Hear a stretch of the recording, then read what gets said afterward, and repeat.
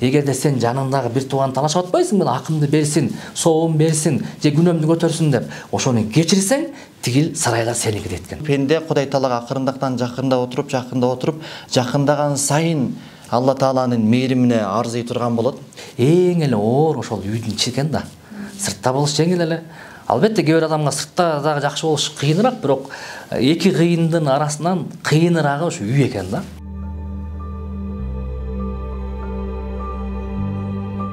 Саламатсыздарбы Тилек мырза, Талгат мырза. Бүгүнкү биздин жан соолук менен ден соолук чыгарылышыбыздын экинчи бөлүгүндө биз жалпысынан алганда биринчи 10 күндүгү, экинчи 10 күндүгү жана аяккы 10 күндүгү деп бөлүнөт экен. Ушул тууралуу жалпы маалымат алсак жана орозодогу баягы ала турган билимибизди кичине тереңдетип алсак деп ойлоп ушуга көңүл бурууну чечтик. Анан Тилек мырза, сиз айтып өтсөңүз, негизинен алганда эмне үчүн ушул орозо 3 бөлүккө бөлүнөт дагы, 3 бөлүктүн маанилери эмнеде турат? Бисмиллахир-рахманир-рахим. Алгач мактоолордун баардыгы жараткан Аллах Таалага болгон болсун, жана пайгамбарыбыз Мухаммад саллаллаху алейхи вассаламга салам жана салаваттар болгон болсун. Сурооңуз өтө олуттуу, жакшы суроолордон болду. Бул ошол орозонун биз айтып келген буга чейин 3 бөлүгү. Бул каяктан келип чыккан? Албетте бул пайгамбарыбыз Мухаммад саллаллаху алейхи вассалам өзүнүн хадистеринде айтылат. Ибн Хузайма Сахих китебинде Сальман Фариси деген сахаба бизге ушул хадисти пайгамбардан риваят кылып берет да. Рабаят кылып берет, айтып берет. Алгандай бир күнү пайгамбарыбыз Мухаммад саллаллаху алейхи вассалам ошол Рамазан айы келерге бир аз калганда, саналуу күндөр калганда, биз ошо сахабаларга, пайгамбарыбыздын жан жөөкөлөрүнүн жолдошторуна баарына пайгамбарыбыз чогултуп туруп анан мынтип айтты дейт да. О, менин сахабаларым, менин жан жөөкөлөрүм, жолдошторум, силерге ыйык ай келатат дейт да. Ушундай бир ыйык ай келатат.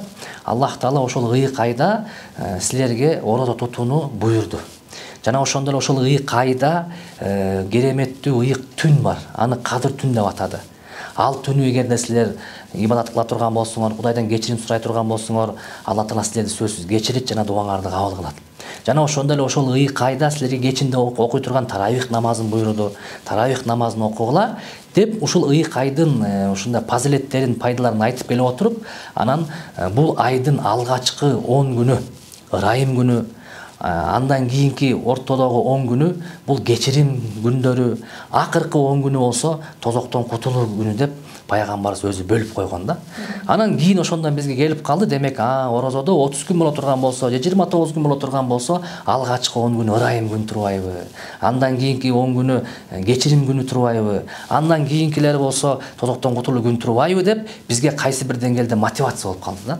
Анткени пайгамбарыбыз Мухаммад саллаллаху алейхи вассалам өзү адамдарга мотивация берген жакшы көргөн да. Бир жакшы иш, бирөө жакшы иш кылып койсо, сен муну кыйын кылат турбайсыңбы деп.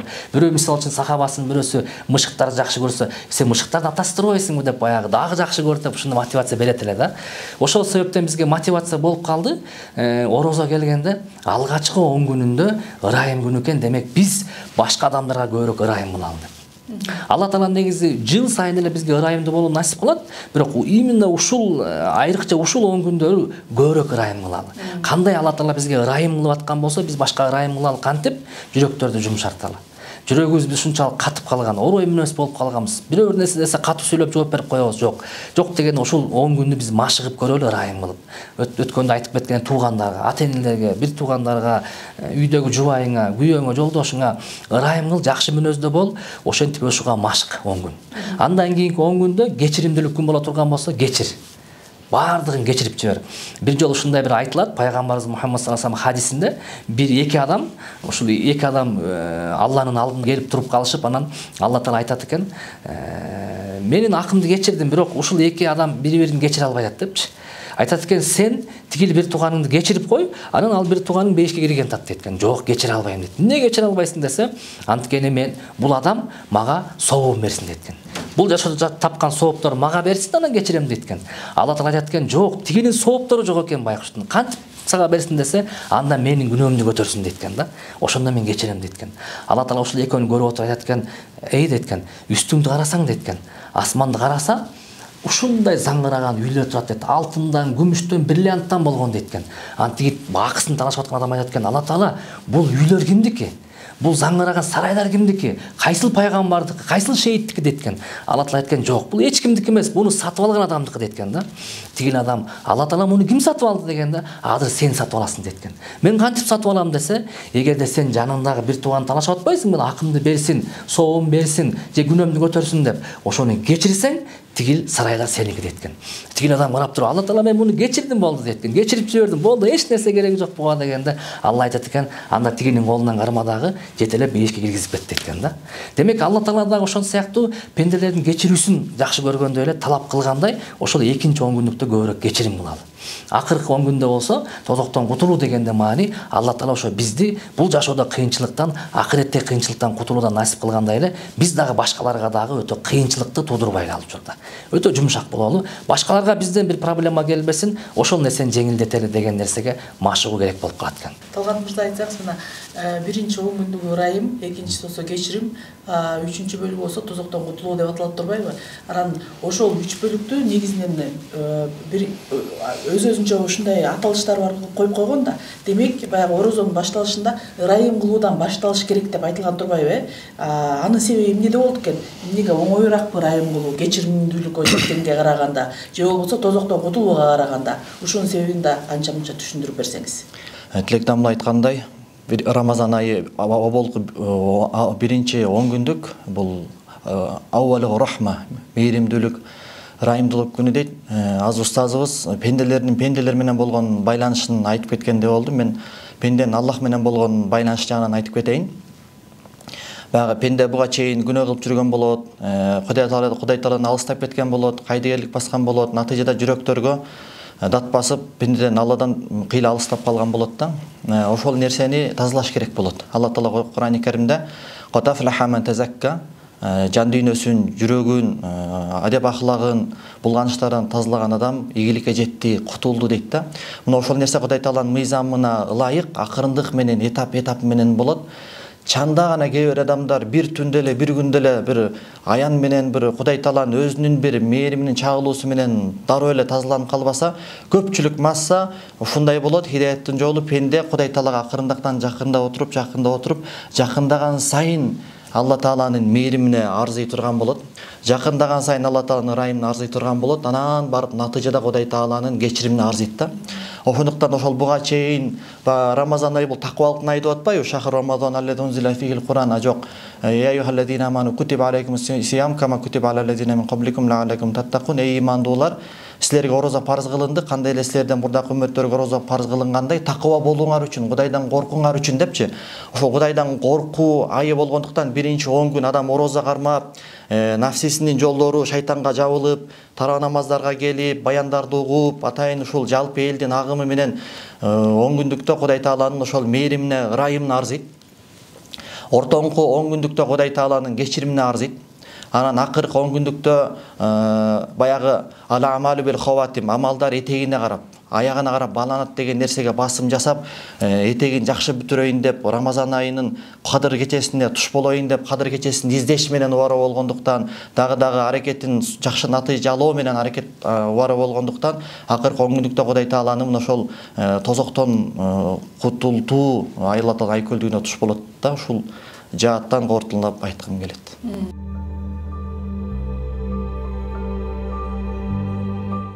Ушул негизиле мындай жалпак тил менен түшүндүрө турган болсокчу, ошол Аллахтын ырайымдуулугуна жетүү үчүн, кечиримдүүлүгүнө жетүү үчүн жана тозоктон кутулуу үчүн негизиле бул жерде адамдар бири-биринин арасында дагы ырайымдуу анан кечиримдүү болуш керек да, туурабы? Ошого жетүү үчүн мындай ишти пландуу түрдө эмнеден башташ керек да? Себеп дегенде орозону кармадым, бирок деген аткарыла турган нерсени деле артка жылып калышы мүмкүн да. Биз ачкачылык менен орозо тутуп коюшубуз мүмкүн, бирок жанагы айтылып аткан нерселер аткарылбай калышы мүмкүн да. Ошон үчүн мындай пландуу түрдө эмнеден баштоо керек? Ушул азыркы айтылган пайдаларга жетиш үчүн биздин ислам тарыхыбызда Имам Газали деген чоң алым өткөн. Ошол киши китебинде мынтип айтат: орозо 3кө бөлүнөт дейт да. Ошол орозо кармоодо адамдар 3 тайпага бөлүнөт дейт. Биринчи этаптагы тайпа, экинчидеги, анан үчүнчү жогорудагы дейт да. Биз ошол 1ден 2ден 3кө чыгыш керек экен да. Биринчиси кандай десе, биринчи адам ашказанын тыят дейт. Тамак ичкенден тыят дейт. Баягындай оозуна тамагы азык кирбей эле болгону ошо ачка эле гана болуп берет дейт, Кудайдын ыраазычылыгы үчүн. Ошол биринчи тайпадагы адамдар дейт да. Экинчи тайпадагы адамдар бар дейт. Алар дейт ашказаны дагы тыят, ошол эле учурда дене мүчөсүн тыят дейт. Дене мүчөсү деген кандай? Бирөөнү урбайт, бирөөнү сокпойт, тили менен бирөөнү ушактабайт, жаман сөз сүйлөбөйт, жаман нерсени карабайт, жаман жерге барбайт дейт. Бул экинчи катмардагы адамдар дейт да. Бул жакшы дейт. Үчүнчү катмардагы адамдар бар, ал жакшыраак дейт. Ал кандай десе, ал жүрөгү менен орозо кармайт дейт да. Ашказаны дагы бар, дене мүчөсү дагы бар, жүрөгү дагы бар. Жүрөгү деген кандай? Ал жаман ойлобойт дейт болгон. Ал эгерде жаман ойлоп, жаман күмөн кылып койсо эле, ал ошол менен орозосу бузулуп калгандай болуп, ушундай ушуга чейин ал жүрөгүн дагы жакшы алып жүрөт дейт да. Алла мени көрүп турат депчи. Ушул сыяктуу ушул 3 этап болгондой эле биз дагы ушул 3-чү катмарга чыгышыбыз керек да. Биз бир гана ушул ашказанды гана тамак аш жеп ичкенден тыйып гана койбостон, биз экинчи этапка чыгыш керек. Биз ошондой эме коюш керек, план. Мен ушу 10 жылдан бери кармап келатам, 5 жылдан бери кармап келатам. Ачка эле болуп эле, ашыкча салмактан арылып калып атам дагы. Болду, ошо менен эле орозом бүтүп калып атат деп. Качанга чейин ушинтип жүрөм. Кел мен быйыл экинчи этапка чыгайын деш керек. Ал кандай?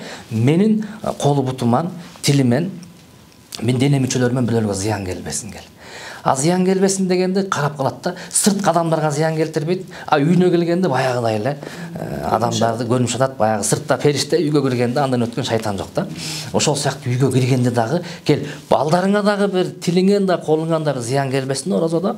Аялыңа, келинчегиңе, жакын бир туугандарыңа ошол чыкпасын, дене мүчөңөн экинчи этапта болду айтабыз да.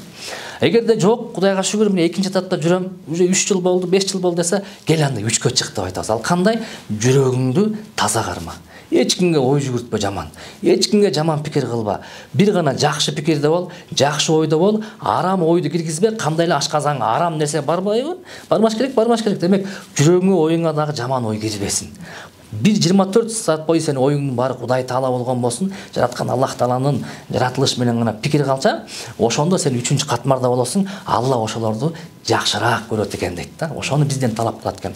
Ошондо баягы Исаак Разак атабыз айткандай, сен таза болсоң, мен таза болсом, коом таза болот деген мааниси ошол. Сенин ой жүгүртүүң дагы таза болсо, ой пикириң таза болсо, коом да ошентип таза болот деген таризге ошондо жетебизби деп ойлоп калабыз да. Жана сиз айтып атпайсызбы, ошол нерсеге жетиш үчүн мисалы эшикте периште, үйгө келгенде шайтан деген сыяктуу. Бизде көбүнчө ошондой да. Коомдо өзүн өзү алып жүрүү деген баягы мээбизге сиңип калган бар да, эрежеси бар. Ошол эрежени сактайт дагы, а үйдө болсо ал эрежелер сакталбайт да. Сиз айткандай ашказаны менен эле сактагандар көп да. Албетте ошол адам баласы сыртка чыккандагы мүнөзү башка болуп, үйгө киргендеги мүнөзү башка болуп, ошол эң эле оор ошол үйдүн ичи экен да. Сыртта болуш жеңил эле. Албетте кээ бир адамга сыртта дагы жакшы болуш кыйыныраак, бирок эки кыйындын арасынан кыйыныраагы ошо үй экен да. Аны албетте ошол үйдүн ичинде дагы ошол өзүн жакшы, адеп, ахлактуу, туура таризде жүрүү дагы бул нерсе жөн эле келип калбайт экен да. Буга машыгуу керек экен. Буга эки нерсе керек экен. Биринчи ошол нерсени билиш керек экен, баягындай теория деңгээлинде, экинчиси практика деңгээлинде ошону ишке ашырыш керек экен. Азыр эми практика түзүн айтпай эле коелу, анткени ал баардыгы бирдей эле аракет кыл, ошону кыймылдаткка келтир. Бирок теорияга келгенде ошону кантип үйрөнөбүз дегенде, азыркы өзгөчө биздин заманбап жашоодо жолдор өтө эле көп. Каалайсыңбы? Китептер бар. Каалайсыңбы? Лекциялар бар. Каалайсыңбы? Кинолор бар. Эми кинолор туралы айта турган болсок, азыр ислам сериалдары да көбөйүп кетти. Өтө пайдалуу, жакшы. Мисалы үчүн бизде пайгамбарлардын жакшы кинолор чыккан, сериалдар. Мисалы Юсуф пайгамбар тууралуу бар. Ал деген бала чагынан баштап чоң улгайган кишиге чейин кандай жолду басып өттү. Атасы менен болгон мамиледе, бир туугандары менен болгон мамиледе, иштеп аткан жумушундагы болгон мамиледе Алла кантип муну тарбиялады. Кел ушул ороз айында ошол кинону көрүп көрбөйсүңбү? Жашооңо бир пайда алып келип көр деген нерсе келип чыгат да. Анан дагы мугалим менен баланын ортосундагы мамиледе Юнус Эмре деген да сериал чыккан да. Ал дагы мугалим менен мамилем кандай болуш керек? Мугалим айтканда мен өзүмдүн баягы жеке каалоомду тыйып, мугалим айткан нерсени зээниме алып, дароо ошону тарбия алып кетиш үчүн мугалим менен бир гана сабакта гана эмес, сырткы жашоодо да кандай мамиледе болуш керек үчүн ошол сериал өтө көп ролду ойнойт да. Андан сырткары лекциялар бар. Лекция сабактар айта турган болсок, мисалы Раматылык Чуба устазыбыздын канча деген сонун сабактары бар. Мисалы Рисалатул Мустаршидин деген китеби бар, адеп, ахлак сабактары, үй бүлө сабактары. Кел ошону чубаксыз өзү айтмакчы, мени коюп кой. ифтар башталганда паузаны басып кой дейт да. Кайра плейди басып кой депчи. Ошентип биз эмне кылыш керек, угуш керек. Бирок угууда дагы биз жакшы нерсени билбейт экенбиз. Кандай? Мен ушундай бир кеңеш берет элем, сенде бир дептер болсун. Калың дептери болсун, сырт айрылып кетпеген, жоголуп кетпей турган чоң дептери болсун, анан сенде кызыл, көк, жашыл ручка болсун да. Ошол лекцияны угуп атасыңбы, чоң агажыныкын, же бир кино көрүп атасыңбы, китеп окуп атасыңбы, ошону жаз. Анткени сен зээниңе ишенбе.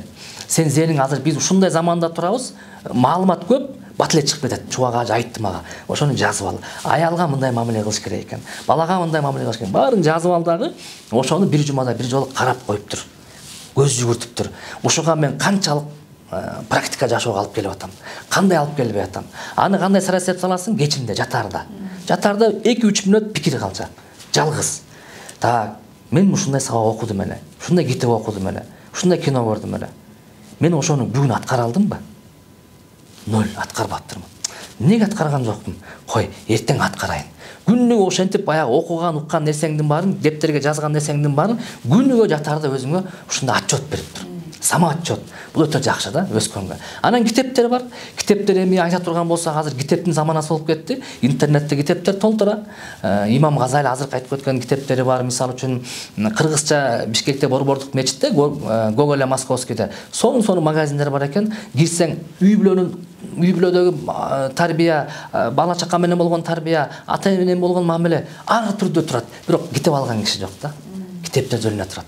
Ошолордун баарын сен ушундай өзүңө мисал кыл. Мен айлык алган сайын айлыктын бир канча бөлүгүнө Бишкекке барып китеп алып келем. Бишкекке деле барбай эле кой. Заказ кылсаң салып ет да. Сен ошентип үйүңдө мен ушундай кеңеш берет элем. Сенде дептер болсун жана конспект кылган, чоң киши болосуңбу, жаш бала болосуң, пенсионер болосуңбу, айырмасы жок. Экинчиси сен үйүңдө бир кичинекей китепкана болсун. Ошого сен үй бүлө тууралуу, ата эне тууралуу, бала чака тууралуу, билим алуу тууралуу, мамлекетке кандай кызмат кылуу тууралуу китептер болсун. Ошолор сен Рамазан айында баштап кой, кел балдар менен чоң китеп окуйбуз. 5 мүнөт китеп окумай калабыз. Жарым саат китеп окумай калабыз. Адат кылып ал, кийин дагы сен ушу бир жумада бир жолу балдарың менен бүгүн китеп күнү атага деп келгенде кылып, кел китеп окуйбуз деп кофенин арасында, чайдын үстүндө конфет коюп алып, китеп окуган адат кылып ал. Балдарың китеп окубаса да ошол китепкананы көрүп, кадимкидей зээндерине китеп окуш керек турбайбы деп баягындай сиңип калат. Ал эми сени эмгектеп жүргөн балаң деле китепти алып мынтип баш жүгүртүп коет да. Анткени көрүп калган да, ошондой бир таризде жакшы тарбия болот да. Ушуга мен көп адамдарды чакырат элем. Чоң рахмат, өтө сонун маалыматтарды жана кеңештерди берип кеттиңиз. Ыраазычылык билдиребиз. Анан бүгүн экинчи чыгарылышы ошол орозонун 3 бөлүгү тууралуу болуп өттү. Биз угармандарыбыз үчүн дагы маанилүү кеңештерди айттыңыздар деп ишенем.